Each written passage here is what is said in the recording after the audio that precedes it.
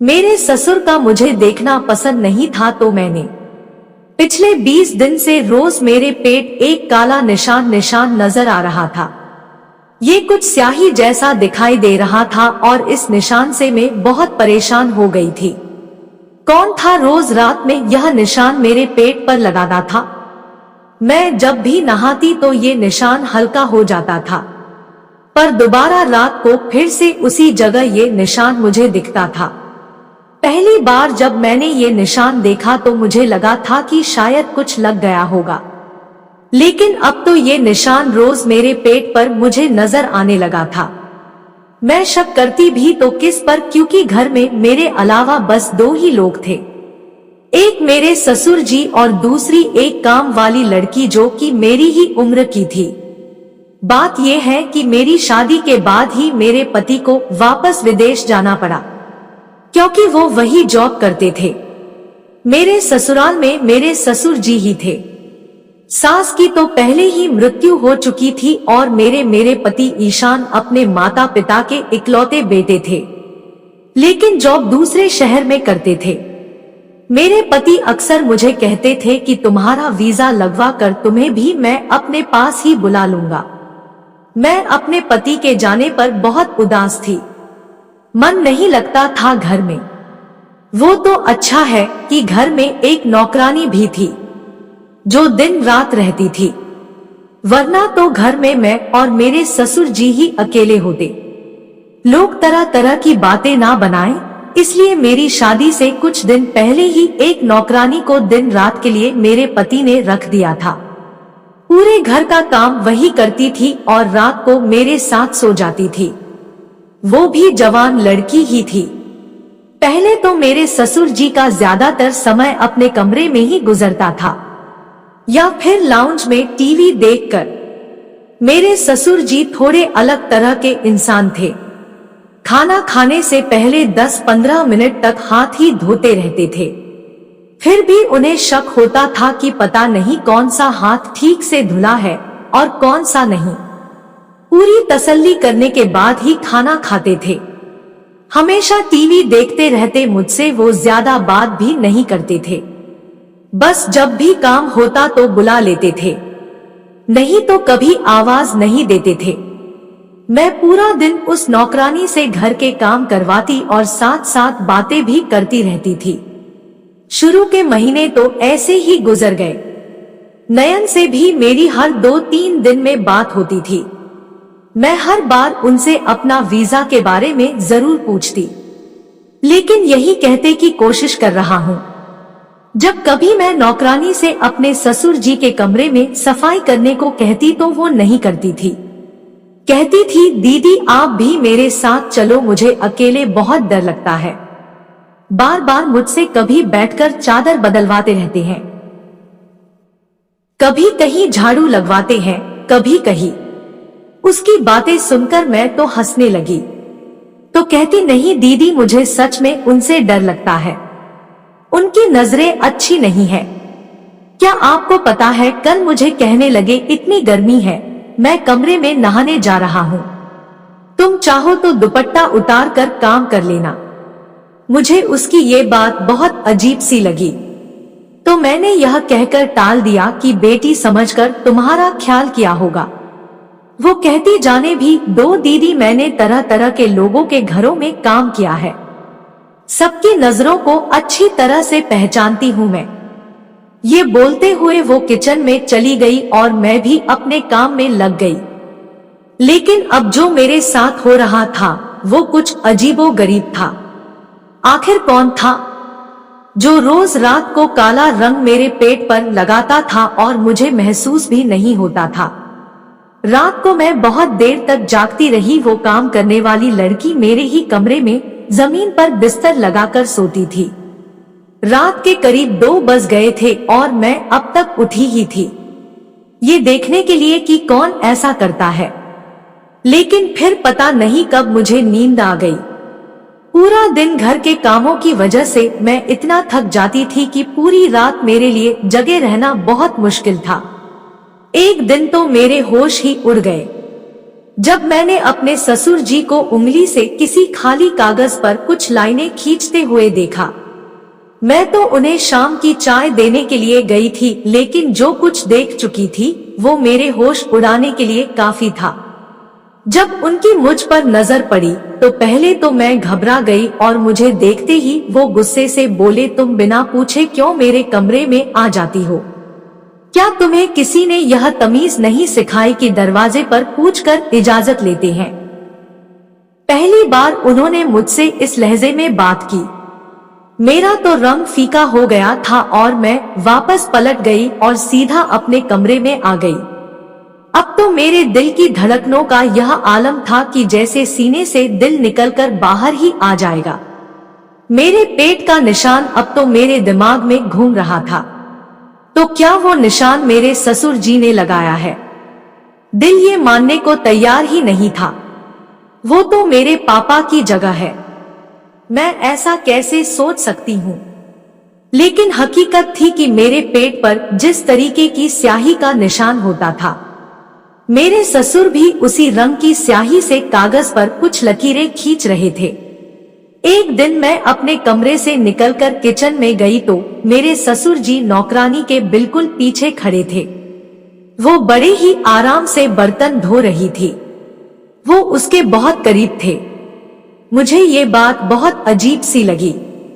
इसका मतलब कि नौकरानी उस दिन ठीक कह रही थी कि मेरे ससुर जी की नजर और नियत अच्छी नहीं है। मैं किचन में चली गई और मैंने अपने ससुर से कहा कि पापा आप यहाँ क्या कर रहे हैं? क्योंकि मैंने उन्हें आज से पहले कभी किचन में नहीं देखा था। वो मेरी आवाज पर बुरी तरह से हड़बड़ाए मुझे किचन में देखकर कुछ अलग सा व्यवहार करने लगे। इतने में मेरी आवाज पर नौकरानी भी बर्तन धोना छोड़कर मुझे देखने लगी। वो भी शायद मेरे ससुर के वहां होने से बेखबर थी। अजीब नजरों से हम दोनों को देख रहे थे वो। मैंने नौकरानी को नजरअंदाज किया और ससुर से किचन में आने की वजह पूछने लगी तो वो कहने लगे कि मैं इस नौकरानी की छुट्टी करवा दूंगा। ये झाड़ू लगाकर बिना हाथ धोए बर्तन धो रही है। इसके हाथ गंदे हैं। वो परेशान सी हो गई, कहने लगी साहब क्यों झूठ बोल रहे हैं? मैंने सबसे पहले हाथ धोए थे, उसके बाद ही किचन के बर्तनों को हाथ लगाया है।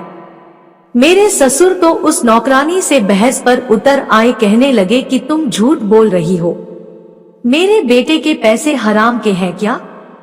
तुम्हें तनख्वाह भी दूं और तुम झाड़ू वाले हाथ से बर्तन धोती हो। यह तो मैंने देख लिया था, वरना ना जाने तुम कब से गंदे बर्तनों में ही हमें खाना दे रही हो। मैंने अपने ससुर से बहुत कहा कि आप यहाँ से चले जाइए, मैं खुद नौकरानी से बात कर लूंगी। लेकिन वो मुझ पर भी गुस्सा करने लगे, कहने लगे तुम्हारी ही नरमी का नतीजा है, वरना मैं इस लड़की को 2 दिन में सीधा कर दूं। मेरा बेटा परदेश में ना जाने कैसे कैसे अपना गुजारा करके घर पर पैसे भेजता है और यह लड़की मुझे गंदे बर्तन में खाना देती है। आज से तुम ही मेरे बर्तन धो के मुझे खाना दोगी। उस पर चिल्लाते हुए आगे निकल गए। लड़की तो रोने लगी, कहने लगी मुझे यहाँ काम नहीं करना। पैसे लेते हैं तो अपनी मेहनत के लेते हैं। हमने अपनी इज्जत नहीं बेच रखी है जो यह साहब मुझे इतनी बातें सुना रहे हैं। वो भी गुस्से से नौकरी छोड़ने को तैयार बैठी थी। मैंने उसे अपने गले लगाकर चुप करवाया। मैं ससुर जी के साथ अकेली नहीं रहना चाहती थी। मुझे यह हौसला था कि एक औरत मेरे साथ रहती है। अभी तो मैं एक परेशानी से निकल नहीं पाई थी कि मेरे पेट पर काली स्याही के निशान आता कहां से है। एक नौकरानी के कमरे में होते हुए कैसे ससुर जी मेरे कमरे में आ सकते हैं। मैंने नौकरानी से कहा कि तुम बर्तनों को हाथ नहीं लगाना, मैं खुद धो दूंगी, लेकिन तुम काम छोड़कर मत जाओ। मैंने बड़ी मुश्किल से नौकरानी को राजी करके किचन से बाहर निकाला। तभी लॉन में मेरे ससुर मेरे पति से फोन पर बहस कर रहे थे कि वो नौकरानी को घर से निकाल दे। लेकिन मैं भी सोच चुकी थी कि नयन से साफ कह दूंगी कि नौकरानी को मैं कभी नहीं निकालूंगी। अब तो मैं बिल्कुल भी अकेले रहने के हक में नहीं थी। मैंने नयन से भी कह दिया कि अगर नौकरानी चली गई तो मैं भी अपने मायके चली जाऊंगी। पापा को बर्तनों से तकलीफ है तो मैं खुद धो दूंगी।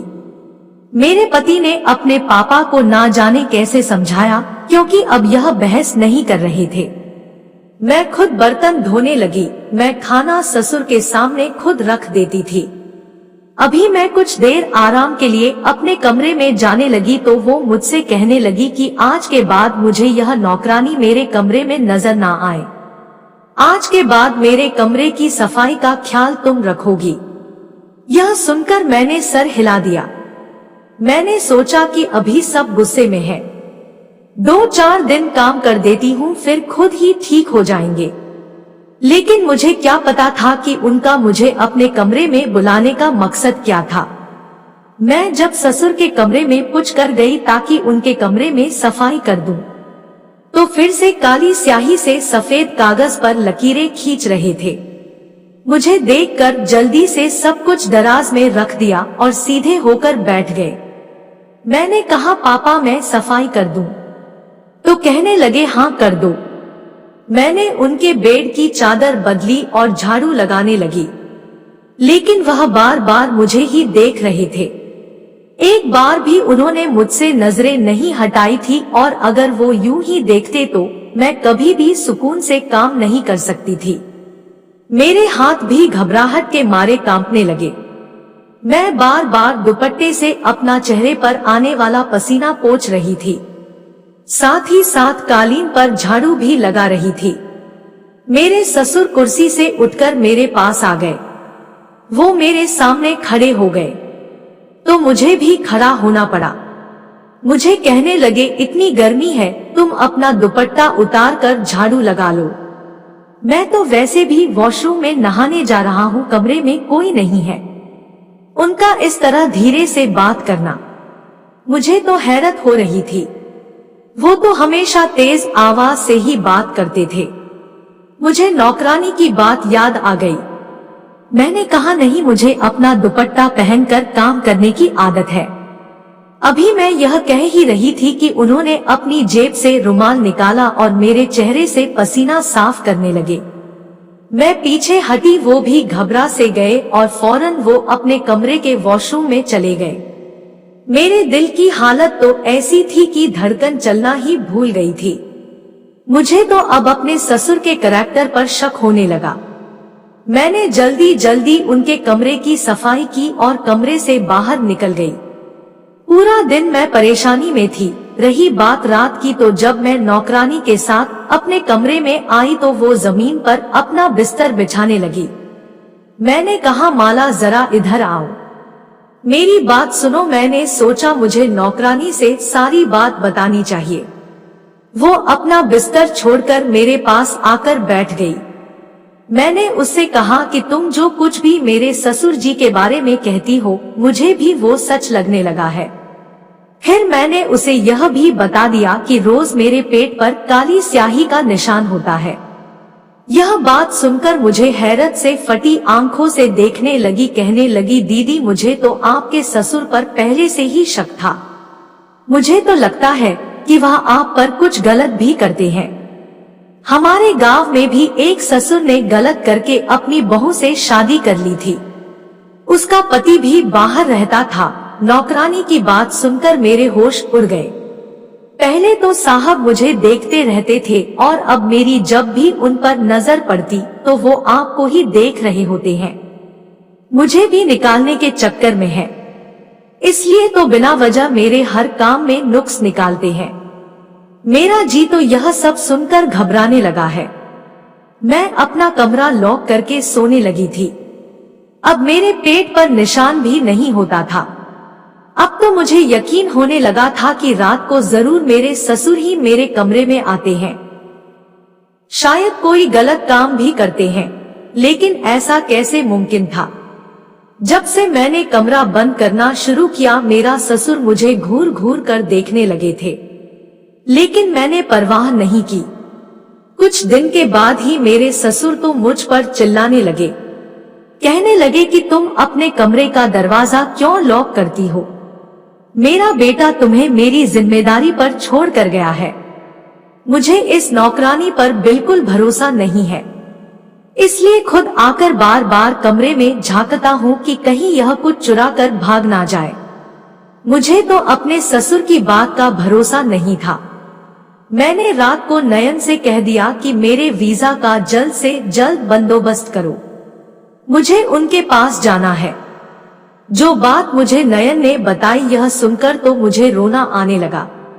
कहने लगे कि पापा ने मुझे तुम्हारा वीजा लगाने से सख्ती से मना कर दिया है। कहते हैं कि बहू को बाहर नहीं भेजूंगा। मैं यह सुनकर रोने लगी।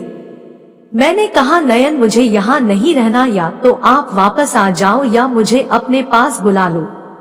कहने लगे बस 1 साल की बात है, मैं वापस आ जाऊंगा, साल के लिए रह लो।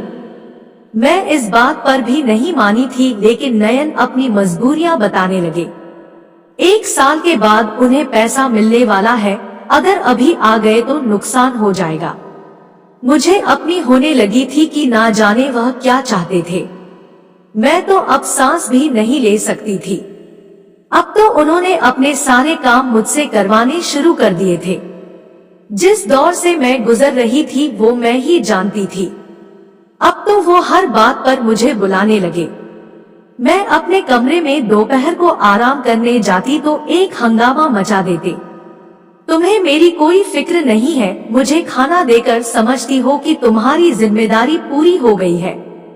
मैं नयन से तुम्हारी शिकायत करूंगा। मैं उनकी रोज रोज की बहस से तंग आ चुकी थी। मैंने कहा कि आप बताइए मुझसे क्या काम है। मैं आपका कमरा खुद साफ करने लगी, आपके सारे काम करती हूँ, खाना चाहिए सब कुछ समय पर देती हूँ, इसके अलावा और क्या क्या जिम्मेदारी है। वह कहने लगे कि तुम मेरे पास बैठकर मुझसे बात ही नहीं करती, मुझे समय नहीं देती। यह मेरे लिए एक चौंकाने वाली बात थी कि मैं बैठकर उनके साथ बातें करूं। भला मैं उनसे क्या बातें कर सकती थी? उन्हें खुद ही यह सोचना चाहिए था। ना ही उनका कोई दोस्त था कि वो घर से बाहर जाते या कोई दोस्त घर आए। गांव में भी उनकी सख्त आवाज के चर्चे आम थे। लोग उनसे बात करने से पहले घबराते थे। इस बार मैंने उनकी बात से साफ इनकार कर दिया। मैंने कहा कि आपको मेरी शिकायत लगानी है, शौक से लगा दीजिए, लेकिन मैं आपके साथ बैठकर बातें नहीं कर सकती। एक बहू होने के नाते मैं जो कर सकती हूँ वो मैं कर रही हूँ। इससे ज्यादा की उम्मीद आप मुझसे ना ही रखे तो बेहतर है। मेरी बात सुनकर वो और गुस्से से भड़क गए, लेकिन मुझसे कुछ नहीं बोले, अपने कमरे में वापस चले गए। नौकरानी भी वही खड़ी सारी बातें सुन रही थी। कहने लगी दीदी आपने बिल्कुल ठीक किया है, भला अब कोई साहब की पत्नी थोड़ी है जो घंटों उनसे बातें करती रहे। मुझे नौकरानी की बात सही लगी, मेरा भला चाहती थी। अब मुझे लगा अच्छा ही है वो मुझसे नाराज हो गए हैं, कम से कम अब मुझे परेशान तो नहीं करेंगे। लेकिन जो मेरे साथ रात को हुआ मैं तो बहुत डर गई। सुबह मेरे पेट पर काले रंग का निशान फिर से लगा था। नौकरानी अब तक सोई पड़ी थी। मैंने उसे बताया तो कहने लगी मेरा सर भारी है, मुझे नींद आ रही है। रात भर मुझे होश नहीं था कि कहाँ सोई हूँ। फिर कहने लगी हाँ मुझे याद आया, रात को मेरे सर में हल्का सा दर्द था। साहब ने मुझे एक सर दर्द की गोली दी थी। कहने लगे यह खा लो ठीक हो जाओगी, लेकिन ना जाने वह खाते ही मुझे होश ही नहीं रहा। मैं यह सोचने लगी कि इसने तो गोली खाई थी, लेकिन मैंने ऐसा कुछ नहीं खाया था। मुझे क्यों याद नहीं आता, और फिर क्यों मेरे पेट पर यह निशान होते हैं। अब मैं सोच चुकी थी कि चुप नहीं रहूंगी। मैंने रात को नौकरानी को एक नींद की गोली खिलाई और अपने बेड पर सुला दिया और खुद छुप गई। नौकरानी को मैं पहले ही बता चुकी थी, वो मेरी मदद करने को तैयार थी। मैं पर्दे के पीछे छुपी हुई थी। जब रात के 2 बजे मेरे ससुर मेरे कमरे में आए और मेरे बेड के करीब जाने लगे। जैसे ही वो बेड के करीब पहुंचे मैंने लाइट जला दी। मेरे ससुर उसी टाइम पीछे हट गए। मुझे अपने पीछे देखकर मेरे ससुर हैरान हो गए और कमरे से बाहर निकल गए। उसी समय वहां 2 आदमी घुस आए और मुझे और मेरे ससुर जी को रस्सियों से बांध दिया। मेरे हाथ पीछे बंधे हुए थे, मेरी आंखों से तो बेबसी के आंसू निकल रहे थे। दूसरी कुर्सी पर मेरे ससुर बैठे थे, उन्हें भी रस्सियों से बांधा हुआ था। सामने 2 मर्द खड़े थे और मेरी अलमारी से सारा सोना निकाल रहे थे। वो नौकरानी उनके साथ खड़ी थी। सारा खेल उसी का रचाया हुआ था। वो कहने लगी कि वो तो कब का हर चीज से हाथ साफ कर चुकी होती, बस मेरा भरोसा जीतना चाहती थी। जानबूझकर उसने मेरे मन में मेरे ससुर के बारे में शक डाला था। मेरे पेट पर निशान भी वही लगाती थी और मेरे ससुर से मेरे खिलाफ बात करती थी कि आपकी बहू अच्छी नहीं है, आपको समय देने को तैयार नहीं है, इसलिए तो आपसे कोई बात नहीं करती। वो अच्छी तरह जानती थी कि मेरे ससुर वहमी है, इसलिए उनके सामने जानबूझकर झाड़ू वाले हाथों से बर्तन धोती थी। चाहती थी कि हम ससुर और बहू एक दूसरे से उलझते रहे और वो अपना काम कर जाए। जब मैंने उसे अपना प्लान बताया तो उसने अपने 2 आदमियों को बुला लिया। उसने कोई नींद की दवा नहीं खाई थी। वो मुझे और मेरे ससुर को एक कमरे में इकट्ठा करना चाहती थी, इसलिए उसने रात को मेरे ससुर से कहा कि आपकी बहू मुझे अपनी जगह पर सुलाकर रात को किसी से मिलने जाती है। अगर यकीन ना आए तो रात को कमरे में आकर देख लेना। इसलिए मेरे ससुर रात को मेरे कमरे में आए तो बेड के पास जाकर यही देखने लगे कि सो कौन रहा है। तभी मैंने लाइट जला दी। मुझे कमरे में देखकर वह वापस जाने लगे तो दरवाजे पर 2 मर्द खड़े थे, जिनके हाथ में तेजधार चाकू था। इन मर्दों के कमरे में दाखिल होते ही नौकरानी उठकर खड़ी हो गई। हम दोनों बहू और ससुर को रस्सियों से बांधकर सब कुछ चोरी करने लगी। अचानक से हुआ ये कि उसी रात नयन वापस आ गए। हमें सरप्राइज देना चाहते थे, लेकिन जैसे ही घर पहुंचे घर का मेन गेट खुला था तो वह घबरा से गए। जब अंदर आए तो मर्दों की आवाजें सुनकर समझ गए कि चोर घर में घुस आए हैं।